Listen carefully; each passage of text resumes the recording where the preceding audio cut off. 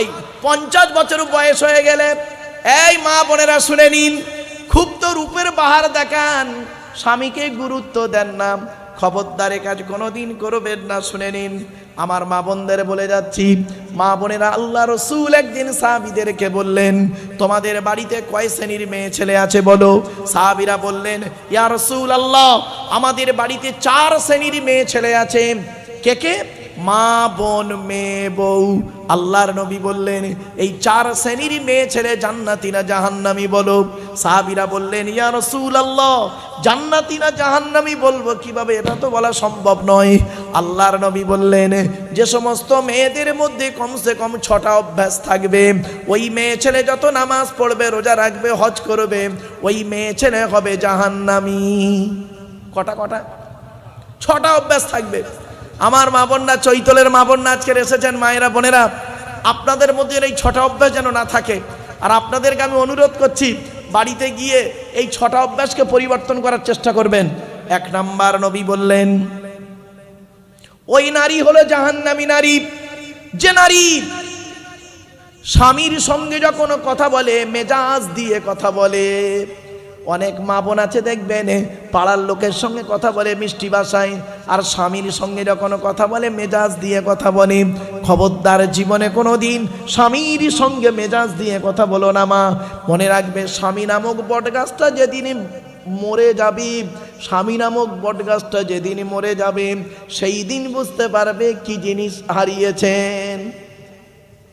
2 number হলো ওই নারীদের প্রতি আল্লাহর গজব, যে নারী স্বামীর দুর্নাম বদনাম অন্যের কাছে করে বেড়ায়। 3 নাম্বার হলো ওই নারীর প্রতি আল্লাহর গজব, যে নারী স্বামী থাকতে অন্য পুরুষের সঙ্গে পরকীয়ায় লিপ্ত হয়। 4 নাম্বার হলো ওই নারী, যে নারী স্বামীর বিছানা ছেড়ে দিয়ে অন্য বিছানায় রাত কাটায়। 5 নাম্বার হলো ওই নারীর প্রতি আল্লাহর গজব, যে নারী স্বামীর পরিবারের সঙ্গে খারাপ আচরণ করে। অনেক মেয়ে ছেলে আছে দেখবেন, স্বামীকে খুব ভালোবাসে, স্বামীর বাপ ভাইয়ের দেখতে পারে না। মেয়েরা আর ছেলেরা পার্থক্য কি জানেন? শুনুন, পুরুষ তার শ্বশুর শাশুড়িকে জানা ভক্তি করে, তার 4 আনা যদি নারীরা ওদের শ্বশুর শাশুড়ির ওই ভক্তি করত, 4 আনা, সংসারটা জান্নাত হয়ে যেত। বেশিরভাগ মেয়েদের সংসার নষ্ট হয় মেয়ের মায়ের কান ভাঙানিতে। যে মেয়ের মা যত বেশি চালাক, ওই মেয়ের কপালে তত তাড়াতাড়ি তলক। বাস্তব কথা বললাম, রাগ করবেন না। যে মেয়ে ছেলে দেখবেন বিয়ের পরে স্বামীর কথার গুরুত্ব না দিয়ে ওর বাপ-মার কথায় ওঠে বসে, ওই নারী হলো জাহান্নামী নারী। শুনে নিন, একজন পুরুষ 4 জনকে খুশি করলে জান্নাতি। পুরুষ, তুমি তোমার রব আল্লাহকে খুশি করো। 2 নাম্বার, পুরুষ, তুমি তোমার নবীকে খুশি করো। 3 নাম্বার, পুরুষ, তুমি তোমার জন্মদাতা বাপকে খুশি করো। 4 নাম্বার, পুরুষ, তুমি তোমার পেটে ধরা মাকে খুশি করো। আগে ভালো ছেলে হন, পরে ভালো জামাই হবেন। আমরা ভালো ছেলে হতে পারিনি, ভালো জামাই হতে পেরেছি। বাড়িতে গিয়ে ভাববেন। শুধু তাই নয়, একজন নারী 3 জনকে খুশি করলে জান্নাতি। 1 নাম্বার, নারী, তুমি তোমার রব আল্লাহকে খুশি করো, অর্থাৎ কোরআন মোতাবেক জীবন যাপন করো। 2 নাম্বার, নারী, তুমি তোমার নবীকে খুশি করো, নবীর হাদিস মোতাবেক জীবন যাপন করো। মেয়েদের 5 রকম পোশাক পরা হারাম।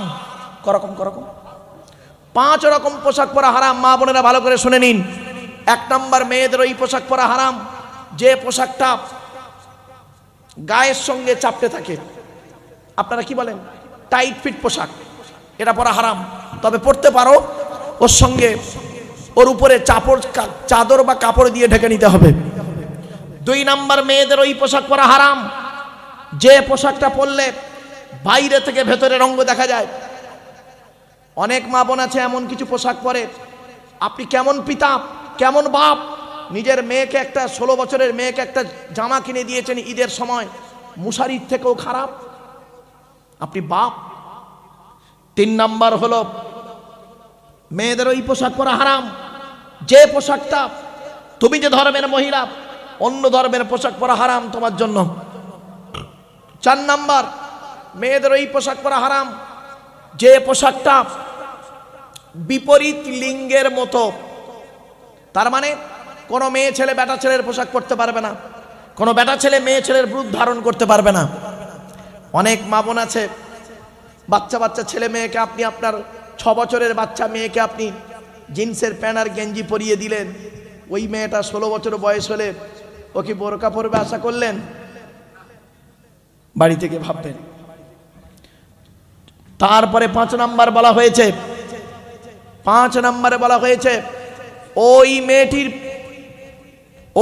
ওই মেয়ে ছেলে মেয়েদের ওই পোশাক পরা হারাম যে পোশাকটা পরলে বিপরীত লিঙ্গকে আকর্ষণ করে। মা বোনদের বলে যাচ্ছি, মায়েরা বোনেরা, আল্লাহ আপনার যে রূপ দিয়েছে, এই রূপ কেবলমাত্র আপনার স্বামীর জন্য।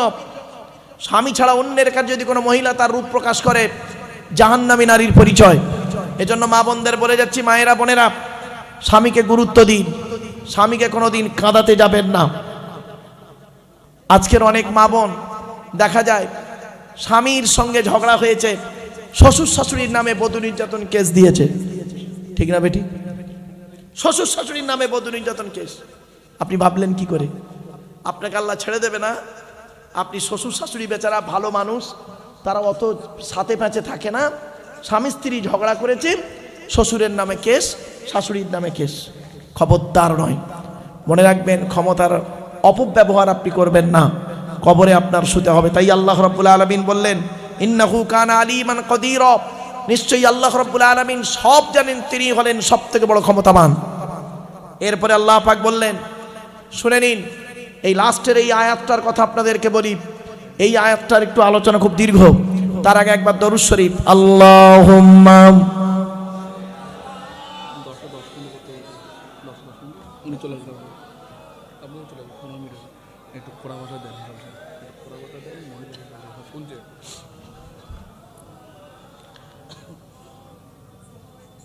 কিয়ামতের মাঠে 2 দিকের প্রশ্ন হবে। কদিকে? তাড়াতাড়ি উত্তর দেন, তাড়াতাড়ি। আল্লাহর তরফ থেকে প্রশ্ন, বান্দার তরফ থেকে প্রশ্ন। আল্লাহর তরফ থেকে কি প্রশ্ন হবে? আল্লাহর হক, হুকুকুল্লাহ, আল্লাহর হক। আর বান্দার তরফ থেকে কি প্রশ্ন? হুকুকুল ইবাদ, বান্দার হক। তো আল্লাহর হক কি? চলুন, আল্লাহ বলবেন আমাকে, আপনাকে, নামাজ পড়েছিলিস, রোজা রেখেছিলিস?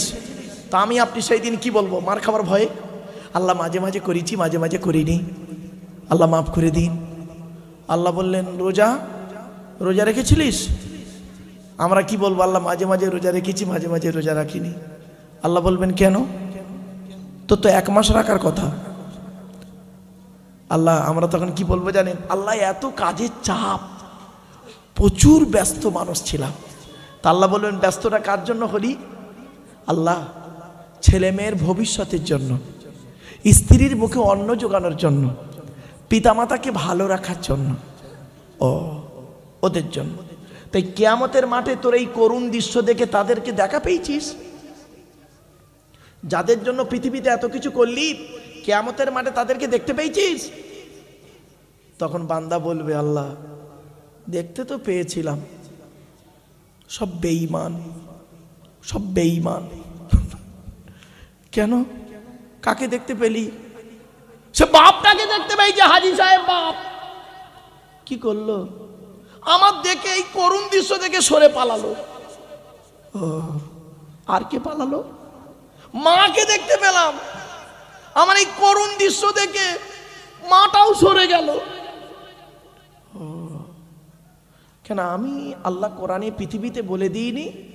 তোদের কাছে কোনো বক্তা, কোনো আলেম তোদেরকে বলেনি আমার কোরআনের এই আয়াতটা?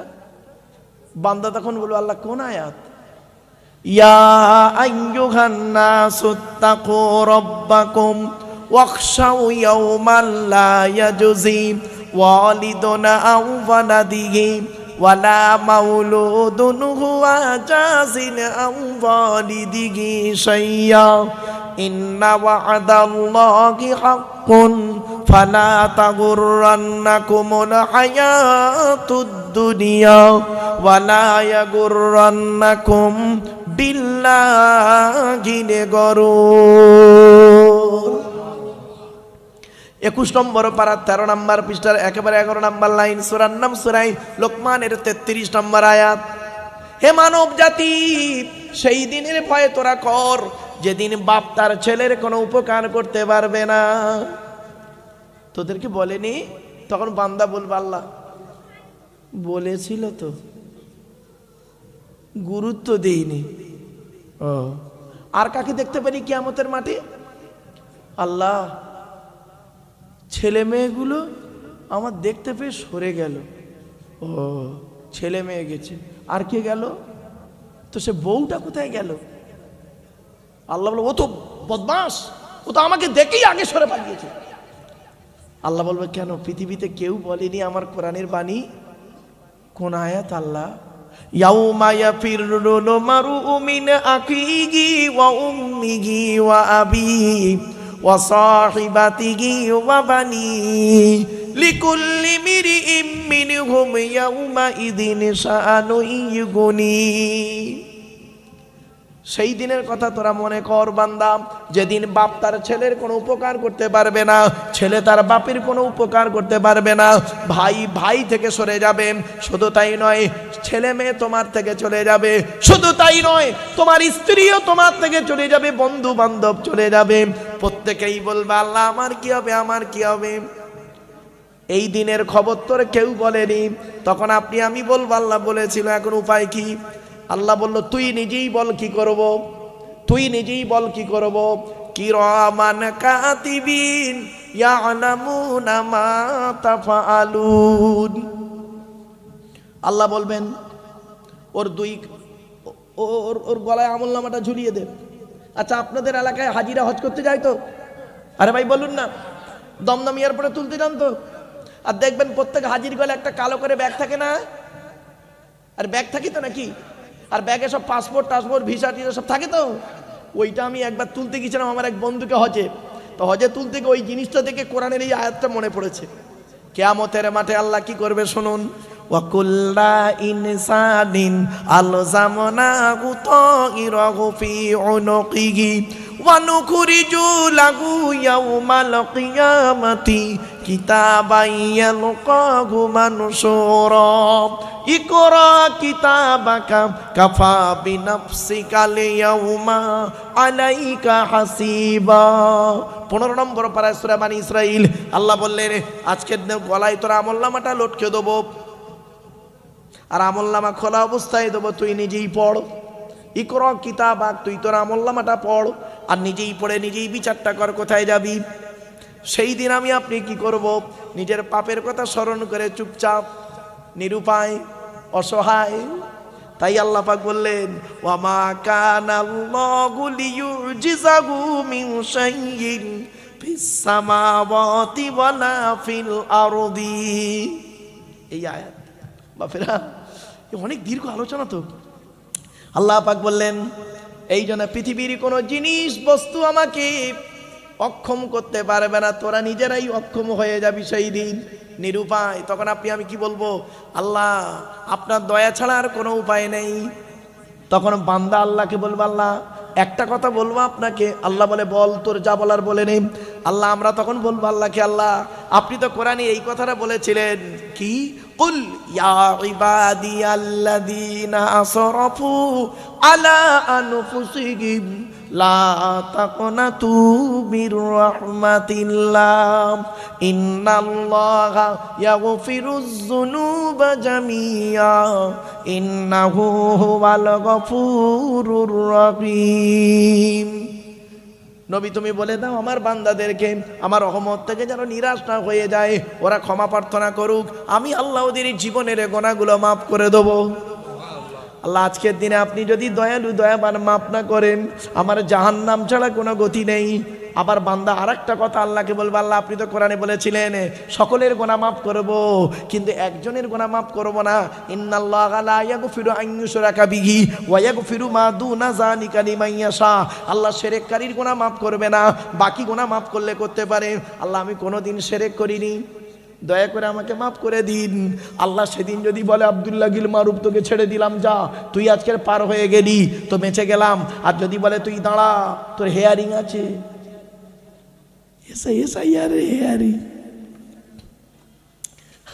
আজকের এখন আপনারা হেয়ারিং শুনে বুক কেঁপে গেল আপনাদের। হ্যাঁ, আর 2017 সাল, 18 সাল আর 19 সাল, এই 3 বছর আমি ভারত পশ্চিমবাংলায় যত জলসা করেছি, জলসা করতে করতে 2 ঘন্টা 3 ঘন্টা 4 ঘন্টা ওয়াজ করতে করতে বলেছিলাম একটা কথা, আপনাদের মনে পড়ছে কিনা দেখুন। আমি ঠিক এইভাবে বলেছিলাম, বাবাজিরা আজকের জলসা শোনার পর বাড়ি যাবেন, বাড়িতে গিয়ে কাল সকালবেলা জন্ম certificate, Aadhaar card, voter card, PAN card, জমির দলিল, পাসপোর্ট, ড্রাইভিং লাইসেন্স, পঞ্চায়েতের রেসিডেন্সিয়াল সার্টিফিকেট, আর 1971-এর আগে কোনো দলিল আপনার নামে অথবা আপনার বাপের নামে, আর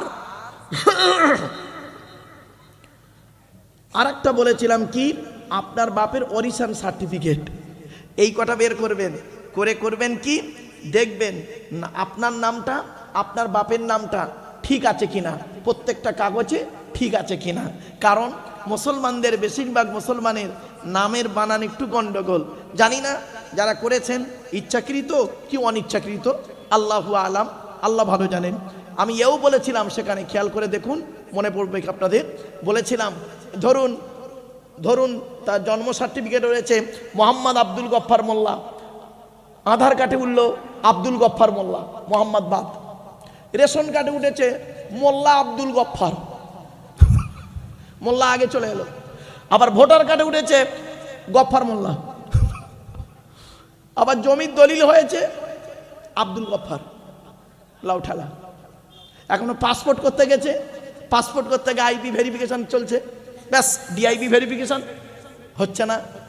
ছোট এও পর্যন্ত বলেছিলাম, যদি এরকম নামের গন্ডগোল থাকে আপনারা দয়া করে ফার্স্ট ক্লাস ম্যাজিস্ট্রেট দিয়ে এফিডেভিট করে রাখবেন, যিনি মোহাম্মদ আব্দুল গফফার মোল্লা তিনিই মোল্লা আব্দুল গফফার, তিনিই আব্দুল গফফার মোল্লা, তিনিই মোল্লা আব্দুল গফফার, একই ব্যক্তি। কথাটা না যখন বলেছিলাম একটা জায়গায় জলসায় বলেছিলাম বাবা, সেখানে একটা বুড়ো লোক, বয়স্ক মানুষ উঠে দাঁড়িয়ে আমাকে কি বলেছিল জানেন, খুব মনে আছে, আমাকে বলেছিলেন তুমি কোরআন হাদিসের ওয়াজ করবে, তুমি ওয়াজ করবে কোরআন হাদিসের, এই সব ওয়াজ করতে তোমার কে বলেছে? তা আমি তো রেগে যাই না সহজে বাপ।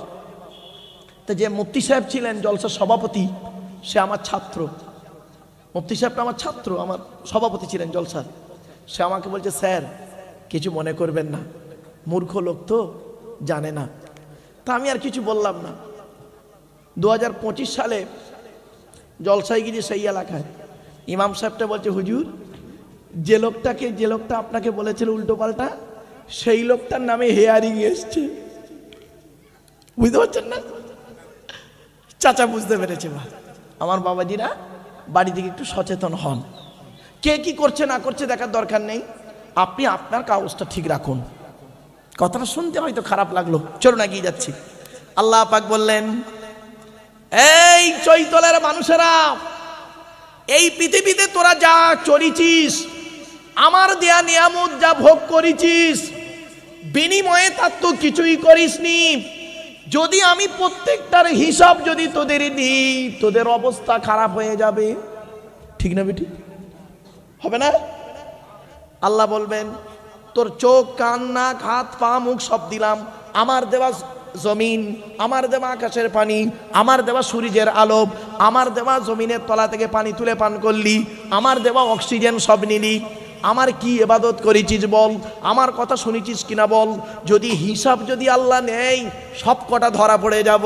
তাই আল্লাহ বলছেন ওয়ালাউ ইউআখিযুল্লাহুন নাসা বিমা কাসাবু মা তারাকা আলা যহরিহা মিন দাব্বাতিন ওয়ালাকিন ইউআখিরুহুম ইলা আজালিন মুসাম্মা ফাইযা জাআ আজালুহুম ফাইন্নাল্লাহা কানা বিইবাদিহি বাসীরা।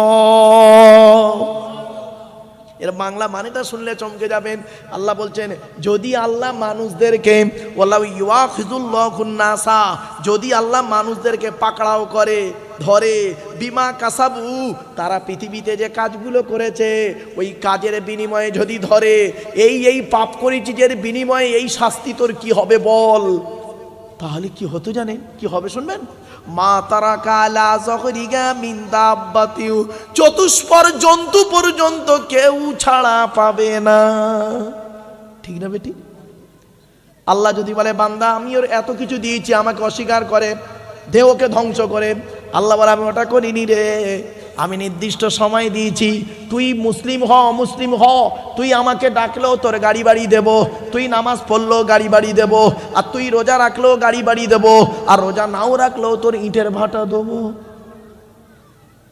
ইটের কারবার দেবো, চিন্তা নেই। তবে মনে রাখিস একদিন তোর চোখ দুটো বন্ধ হবে। ওয়ালাকিন ইউআখিরুহুম ইলা আজালিম মুসাম্মা, আমি একটু নির্ধারিত সময় দিয়েছি, একটা নির্দিষ্ট তারিখ পর্যন্ত তোদের সময় দিয়েছি। সেই তারিখ যখন সময় এসে যাবে, টাইম যখন হবে, ঠিক বিচার কাঠগড়ায় চলে আসবে। আল্লাহ পাক বলছেন ফাইদা জাআ আজালুহুম ফাইন্নাল্লাহা কানা বিইবাদিহি বাসীরা। আল্লাহ রাব্বুল আলামিন বলছেন যখন মৃত্যু এসে যাবে তাদের কাছে, ফাইন্নাল্লাহা কানা বিইবাদিহি বাসীরা, নিশ্চয়ই আল্লাহ রাব্বুল আলামিন তার বান্দাদের সম্পর্কে সব দেখেন। আপনি হয়তো মনে করেছেন আল্লাহ কিছুই দেখতে পাচ্ছে না, আমি পাপ করেছি, আল্লাহ বলে সব দেখতে পাচ্ছি রে, তোর কিছু বলবো না, চিন্তা নেই, কিছু বলবো না, তুই নামাজ পড়বি না, তোর কিছু বলবো না, টাইম হলেই খবর নিয়ে নেব। ও আমার মা বোনরা, স্বামীর সেবা করবেন না, স্বামীর পরিবারের সঙ্গে খারাপ আচরণ করবেন, কিছুই বলবে না, সময়টা আসুক, তোমারও মেয়ে দেবে আল্লাহ, তোমার মেয়ে দেখবে তুমি করেছো কি, পরের মেয়েকে কষ্ট দিয়েছো, তোমার মেয়ে শ্বশুর বাড়ি যাবে, গোলতনা খাবে। মনে রাখবেন আল্লাহ ছাড় দেয়, ছেড়ে দেয় না। এজন্য মা বোনদের বলে যাচ্ছি, শুধু তাই নয়, এটা হলো আল্লাহর হক বলে গেলাম, এবার বান্দার তরফ থেকে হক কি, বান্দা সম্পর্কে আল্লাহ পাক 10টা প্রশ্ন করবে। কটা 10টা। এখানে যারা বসে আছেন দয়া করে একটু শুনে যান, আমার মা বোন বাবাজিরা শুনে যান, 10 রকমের প্রশ্ন আপনাকে করা হবে। এই 10টা প্রশ্নের উত্তর যদি আপনি পেয়ে যান, তাহলে কালকে সকালবেলা ঘুম থেকে উঠে বলবেন ইনশাআল্লাহ আমি জান্নাতি। 10টা কি শুনে নিন। 1 নম্বর আল্লাহ বলবেন কিয়ামতের মাঠে, এদিকে স্বামী হিসাবে কতটা দায়িত্ব পালন করেছিস পৃথিবীতে, স্বামী যারা হয়েছেন পৃথিবীতে কতটা দায়িত্ব পালন করেছেন। আল্লাহ রসুল বলেছেন প্রত্যেক স্বামীর দায়িত্ব হলো স্ত্রীকে কমসে কম 17টা শিক্ষা দান করা। কটা দিয়েছেন? একটাও তো দেননি। 2 নাম্বার ধরা হবে কিয়ামতের মাঠে, পিতা হিসাবে কতটা দায়িত্ব পালন করেছিলেন। আল্লাহ রসুল বলেছেন প্রত্যেক পিতামাতার দায়িত্ব হলো ছেলে মেয়ের উপরে 3টি। আন আবি হুরায়রা রাদিয়াল্লাহু তাআলা আনহু قال قال رسول الله صلى الله عليه وسلم حق الوالد على الولد 3 أشياء أن يحسن اسمه وإذا ولد ويعلمه الكتاب وإذا بلغ وإذا أدرك। 3 নাম্বার হলো ছেলে হিসাবে কতটা দায়িত্ব পালন করেছিলে, পিতামাতার হক আদায় করেছিলে, পিতামাতার গুরুত্ব দিয়েছিলে, সেবা করেছিলে, জীবিত পিতামাতাকে সেবা করেছিলে, আর মৃত পিতামাতার হকটা আদায় করেছিলে, তাও তো করুনি। আমরা কি করি, জীবিত বাম্মার দেখি না, আর মরা বাম্মার তো 2-4 দিন পরে দেখি না, খবরও নিই না, জিয়ারতও করি না, ঠিক না ঠিক? তাহলে 3 নাম্বার হলো ছেলে হিসাবে আপনার দায়িত্ব পালন কতটুকু করেছেন তার ধরা হবে, জবাব দেওয়ার জন্য প্রস্তুত হন এখানে। 4 নাম্বার হলো ভাই হিসাবে কতটা দায়িত্ব পালন করেছেন, বোনের ফারাইজি অংশটা দিয়েছেন, বোনের ফারাইজি অংশ দিয়েছেন। কোরআনে বলা হয়েছিল লিজ্জাকারি মিসলু হাজ্জিল উনসাইনি। 4 নাম্বার হলো 5 নাম্বার হলো চাচা হিসাবে কতটা দায়িত্ব পালন করেছেন। চাচা বাপ মারা গেছে, চাচা বেঁচে আছে, ছোট ছোট ভাইপোদের সম্পত্তি চাচা নিজের নামে রেকর্ড করে বসে আছি, বাবার হাজি সাহেব। 6 নাম্বারটা খুব ইম্পর্টেন্ট, দুলাভাই হিসাবে কতটা দায়িত্ব পালন করেছো? কি কি কি কি বলেন আপনারা? দুলাভাই বলেন না বোনাই বলেন, কোনটা? দুলাভাই। দুলাভাই হিসাবে কতটা দায়িত্ব পালন করেছো? শালীর সঙ্গে কিরূপ আচরণ করেছিলে? ওর সঙ্গে আর একজন ব্যক্তি জড়িত, তার নাম হলো দেওর। দেবর। এই মা বোনেরা শুনে নিন, আল্লাহর নবীর কাছে একদিন নারীরা এসে বলছেন, ইয়া রাসূলুল্লাহ, পৃথিবীতে আমরা কাকে বেশি ভয় করব বলুন? আল্লাহর নবী বলেন, তোমরা মৃত্যুকে কেমন ভয় করো? বলছে, মৃত্যুকে আমরা খুব ভয় করি। আল্লাহর নবী বললেন, মৃত্যুর মতো ভয় করবে দেওরকে। দেবর। অনেক ভাবি আছে দেওরদের সঙ্গে গন্ডগোল করে। শুধু তাই নয়, আজকের এই জলসাকে কেন্দ্র করে দেবর ভাবির সঙ্গে বের হয়েছে ফুচকা খাবার নাম করে। খবরদার মা বোনরা, খুব সাবধান হয়ে যান। চোখ দুটো বন্ধ হয়ে গেলে সব শেষে অন্ধকার নীরব নগরে আপনাকে যেতে হবে। তারপরে বলা হয়েছে কি, খালু হিসাবে কতটা দায়িত্ব পালন করেছেন, আর সাথে সাথে জামাই বাবু বা ফুপা হিসাবে কতটা দায়িত্ব পালন করেছেন। 8 নাম্বার হলো মামা হিসাবে কতটা দায়িত্ব পালন করেছেন। এখানে যত মামা বসে আছেন, কিয়ামতের মাঠে আপনাকে ধরা হবে, মামা হিসাবে কতটা দায়িত্ব পালন করেছেন। 9 নাম্বার হলো দাদু হিসাবে কতটা দায়িত্ব পালন করেছেন। বাপের 4টে ছেলে, বড় ছেলেটা পয়সা দেয় বলে বড় ছেলের ছেলেকে খালি ভালো করে খাবার কিনে দিয়েছেন, আর ছোট ছেলের ছেলেটা নাতিটা তাকে দেখেননি। আপনার মতো দাদুকে আল্লাহ পাক কিয়ামতের মাঠে ধরবে। 10 নাম্বার হলো নানা হিসাবে কতটা দায়িত্ব পালন করেছেন। 4খানা মেয়ে আল্লাহ দিয়েছিল আপনাকে। বড় জামাইটা চাকরি করে বলে তার ছেলে মেয়ে নিয়ে যখন আসতো, খুব ভালো ভালো খাবার খাওয়াতেন। ছোট জামাইটা গরিব, চাষবাসের কাজ করত। ও যখন বাচ্চা বউ নিয়ে আসতো, কোনো গুরুত্ব আপনার ছিল না। মনে রাখবেন, এই 10টা প্রশ্নের উত্তর যদি আপনি ঠিক মতো দিতে পারেন, কিয়ামতের মাঠে বান্দার তরফ থেকে রেহাই পাবেন। তাই আল্লাহ পাক বললেন, ওয়ালাউ ইউআখিযুল্লাহুন নাসা বিমা কাসাবু মা তারাকা আলা যাকরিহা মিন দাব্বাতিন ওয়ালাকিন ইউআখিরুহুম ইলা আজালিম মুসাম্মা ফাইযা জাআ আজালুহুম ফাইন্নাল্লাহা কানা বিইবাদিহি বাসীরা। আমার বাপেরা, প্রাথমিক 2-4টে কথা আমাদের একটু জানতে হবে।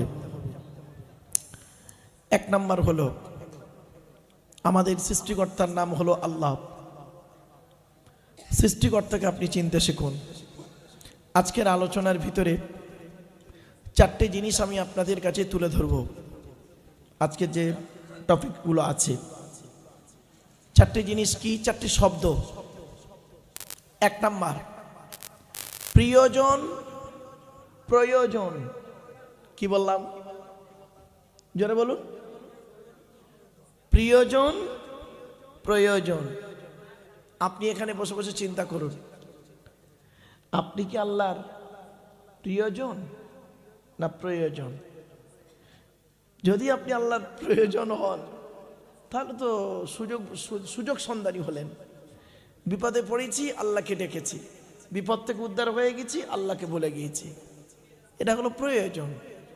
আর প্রিয়জন যে হবে, সুখে দুঃখে সর্বদাই আল্লাহর শুকরিয়া আদায় করবে। জোরে বলুন সুবহানাল্লাহ। সেই জন্য প্রয়োজন না হয়ে প্রিয়জন হন। এমন একটা শব্দ আপনাদের কাছে তুললাম, এই শব্দটি আপনারা যে কোনো জায়গায় ব্যবহার করতে পারেন। আপনি আপনার স্ত্রীকে গিয়ে বলুন যে আমি তোমার প্রিয়জন না প্রয়োজন, উত্তরটা কি দেয় দেখবেন। যে কোনো ক্ষেত্রে ব্যবহার করবেন, পেয়ে যাবেন। 2 নাম্বার শব্দ হলো আবেগ আর বিবেক। কি বললাম বাবা? আবেগ আর বিবেক। ইসলাম আবেগের ধর্ম নয়, বিবেকের ধর্ম। এটা মাথায় রাখবেন। আবেগে এমন কিছু করবেন না যেটা কোরআন এবং হাদিসের বহির্ভূত কাজ হয়ে যায়। ছোট্ট একটা এক্সাম্পল দিচ্ছি। ইহুদিদের হেদায়েতের জন্য আল্লাহ একটা নবী পাঠিয়েছিলেন। নবীটির নাম হলো হযরত উযাইর আলাইহিস সালাতুস সালাম।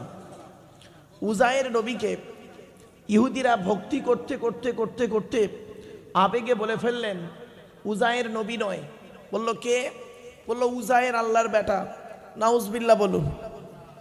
আবেগ কোথায় নিয়ে গেল দেখলেন? নাসারারা, খ্রিস্টানরা 3 দলে বিভক্ত হলো, সালিসুন সালাসা। ঈসা নবীকে ভক্তি করতে করতে করতে করতে আবেগে একদল বলে ফেললো ঈসা নিজেই আল্লাহ, নাউজবিল্লাহ বলুন। আর একদল বলল ঈসা আল্লাহ নয়। বলল কে? বলল আল্লাহর বেটা, নাউজবিল্লাহ বলুন। আর একদল বলল ঈসা আল্লাহও নয়, আল্লাহর বেটাও নয়। কে? আল্লাহর নবী এবং আল্লাহর বান্দা। এরাই হলো অরিজিনাল ঈসাঈ। এদের সংখ্যা ছিল মাত্র 12 জন। কত কত কত মাথায় রাখুন। তো এই জন্য আপনাদেরকে বললাম আবেগ আর বিবেক। 3 নম্বর শব্দটি হলো ভালোবাসা, ভালো লাগা। দুটো কোনো দিন এক নয়। ভালোবাসাটা হলো চিরস্থায়ী, ভালো লাগাটা হলো ক্ষণস্থায়ী। এখন আপনাকে আমার ভালো লাগছে, 10 মিনিট পরে আপনার নাও লাগতে পারে। এজন্য ভালো লাগা, ভালোবাসা, এটা মাথায় রাখুন। কেন আজকের বলছে এগুলো? একটু ধৈর্যের পরিচয় দিন। 4 নাম্বার খুব গুরুত্বপূর্ণ একটি শব্দ কি? ইতিহাস পরিহাস। কি বললাম? ইতিহাস পরিহাস। পরিহাস শব্দের অর্থ কি জানেন? তুচ্ছ করা, তাচ্ছিল্য, ছোট করা, হেয় করা ইত্যাদি অনেকগুলো অর্থ হয়। যদি আপনি জীবনে উন্নতি করতে পারেন, চাই সেটা শিক্ষা হোক, চাই সেটা ধর্মের জিনিস হোক, ব্যবসা হোক, যে কোনো দিকে যদি জীবনে উন্নতি করতে পারেন, তাহলে আপনার গায়ের ছেঁড়া জামাটা হবে জনগণের কাছে ইতিহাস। আর যদি জীবনে উন্নতি করতে না পারেন, আপনার গায়ের সুন্দর পোশাকটা হবে জনগণের কাছে পরিহাস। ঠিক না ঠিক? তাহলে এই 4টে শব্দ মাথায় আজকে রাখা হোক। 1 নাম্বার হলো প্রিয়জন, প্রয়োজন। 2 নম্বর শব্দ হলো কি? আবেগ, বিবেক। 3 নম্বর শব্দ হলো ভালোবাসা, ভালো লাগা। 4 নম্বর শব্দ হলো ইতিহাস, পরিহাস। চলো এই 4টে শব্দকে সামনে রেখে আজকে সূরা ফাতিরের শেষ কয়েকটা আয়াত আলোচনা আপনাদের কাছে রাখবো ইনশাআল্লাহ। তার আগে আমাদের আরো কিছু জিনিস, একটু প্রাথমিক জিনিস সাময়িকভাবে জেনে নিতে হবে। আমাদের সৃষ্টিকর্তার নাম হলো আল্লাহ। আল্লাহর পরিচয় হলো 4টে। আল্লাহ নিজেই বলেছেন, কুল, নবী তুমি বলো, হু আল্লাহু আহাদ, সে আল্লাহ হলেন একক। 2 নাম্বার আল্লাহু সামাদ, আল্লাহ হলেন অমুখপেক্ষী। আল্লাহ কারোর মুখপেক্ষী নন, সারা পৃথিবী তার মুখপেক্ষী। 3 নাম্বার লাম ইয়ালিদ ওয়া লাম ইউলাদ, আল্লাহ কাউকে জন্ম দেয়নি, আল্লাহ কেউ জন্ম দেয়নি। 4 নাম্বার ওয়ালাম ইয়াকুল্লাহু কুফুয়ান আহাদ, আল্লাহর সমকক্ষ কেউই নেই। এই হলো আল্লাহর 4টে পরিচয়। আল্লাহ যুগে যুগে মানুষকে হেদায়েতের জন্য নবী রসুল পাঠিয়েছেন। পৃথিবীতে নবী এসেছেন